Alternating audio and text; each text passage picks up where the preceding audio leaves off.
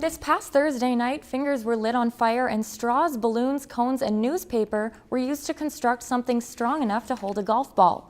All that and more was featured at the first ever Headwaters Science Center's Science After Dark event at the Kagan Cork in downtown Bemidji.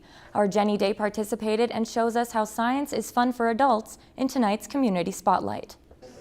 Science is all around us, and while it may not be every person's line of work, many at least consider it a hobby and are fascinated with knowing how things work. Discover, oh, that's why that always happens. I always wondered about that. And look at that, that actually stands up. I never knew that would do that. Why is that? There's a charge, and what the heck is that? Cool. So to prove science isn't just for the curious kid or Einstein, Headwaters Science Center supporters planned a night full of demonstrations and experiments for science-savvy adults. Letting adults not learn stuff in a formal lecture, but actually have fun with science. Former Professor Glenn Schmieg wowed the crowd with this, that, and even lighting his own fingers on fire. That's real fun kind of science. The people that hear me tonight will definitely be doing these things around their dinner table with their children or their grandchildren and so on.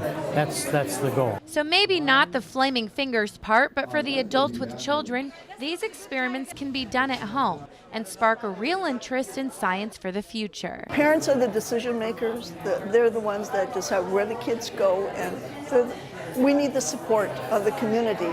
And the only way we're going to get that is if the parents and adults know that the Science Center is here. Participants then were challenged with having to create a tower using all of these materials. The group with the tallest structure that could hold a golf ball was deemed the winner. 77 inches. And to earn your team more duct tape, participants were asked science-related trivia questions. It's not only interesting, it explains a lot of things in your life, but it's darn fun. So this proves it. You don't have to be a professional scientist to perform Science After Dark. With this week's Community Spotlight, Jenny Day, Lakeland News.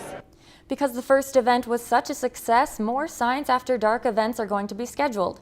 Just to name a few, Legos and electricity have plans to be on future agendas. If you've enjoyed this segment of Lakeland News, please consider making a tax-deductible contribution to Lakeland Public Television.